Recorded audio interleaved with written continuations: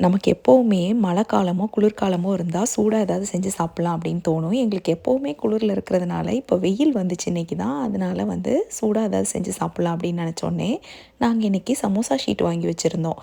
அதனால வெங்காய சமோசா செய்யலான்னு ஒரு கடாயில கொஞ்சம் எண்ணெய் விட்டு, சீரகம், அப்புறம் கருவேப்பில, அப்புறம் வெங்காயம் வந்து ரொம்ப வந்து தின் ஸ்லைசஸாக வெட்டின வெங்காயம், அப்புறம் சின்ன சின்னதாக வெட்டின பச்சை மிளகா, இஞ்சி இதெல்லாம் சேர்த்து நல்லா வதக்கிக்கோங்க. இது கூட 1 டீஸ்பூன் அளவுக்கு உப்பு சேர்த்துக்கோங்க. உப்பு சேர்த்து நல்லா வதக்கிக்கோங்க. இது கூட நம்ம வீட்டில் யூஸ் பண்ணுற குழம்பு மிளகாய் தூள் 1 டேபிள் ஸ்பூன் அளவுக்கு சேர்த்துக்கலாம். இது எல்லாத்தையும் சேர்த்து நல்லா வதக்கிக்கோங்க. வெங்காயம் நல்லா வதங்கட்டும். அது வதங்கினதுக்கப்புறம் இது கூட வந்து நம்ம ஒரு 2 உருளைக்கிழங்க வேக வச்சு வச்சுருக்கோம். அதை வந்து மசித்து கடைசியாக சேர்க்க போகிறோம். இப்போது வெங்காயம் நல்லா வதங்கிருச்சு. இப்போ நம்ம உருளைக்கிழங்க வந்து இந்தளவுக்கு நல்லா வெந்ததுக்கப்புறம் சின்ன சின்னதாக வெட்டி இது கூட சேர்த்து அதுவும் இது கூட நல்லா வேகட்டும். இப்போ நம்ம ரெடிமேட் ஃப்ராசன் சமோசா ஷீட்டில் தான் சமோசா செய்ய போகிறோம். அதை எப்படி மடிக்கிறதுன்னு நல்லா பார்த்துக்கோங்க. நானும் பல தடவை மடித்து தான் வந்து இந்த மாதிரி மெத்தடை கண்டுபிடிச்சேன். நானும் ஒரு 4, 5 சமோசாவை வித்தியாசமாக செஞ்சு ஃபஸ்ட்டு இப்படி முக்கோணமாக மடிச்சுட்டு இதில் பேஸ்ட் மாதிரி நம்ம வந்து மைதா மாவை வந்து கொஞ்சம் கலந்து தேய்ச்சிக்கலாம்.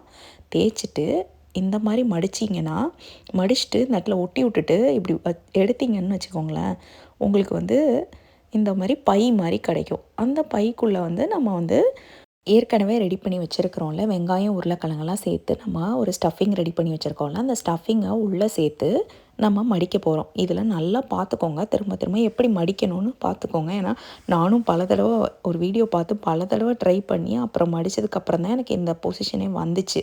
இப்போது இதுக்கப்புறம் இதை மூடிட்டு, அதுக்கப்புறம் அந்த ஒரு ஷீட் வந்து கம்ப்ளீட்டாக நம்மளுக்கு ஃபுல்லாக ஒரு சமோசாவுக்கு மூடுற மாதிரி தான் இருக்கும்.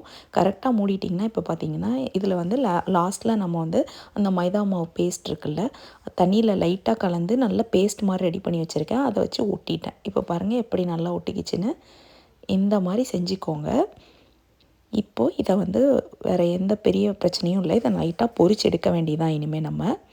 இப்போ பார்த்தீங்கன்னா இந்த மாதிரி பொரிச்செடுத்ததுக்கப்புறம் இப்படி இருக்குது. இவ்வளோ தான். நாங்கள் எண்ணெய் ரொம்ப யூஸ் பண்ணல. கம்மியான எண்ணெயிலே போட்டு மெதுவாக பொரித்து எடுத்து அதை டீ கூட வச்சு சாப்பிட்றப்போ சூப்பராக இருந்துச்சு. நீங்களும் வீட்டில் இதையே ட்ரை பண்ணி பார்த்துட்டு எப்படி இருந்துச்சுன்னு கமெண்ட்டில் சொல்லுங்கள். சேனலுக்கு சப்ஸ்கிரைப் பண்ணிட்டு அப்படியே பெல் ஐக்கானையும் கிளிக் பண்ணிக்கோங்க.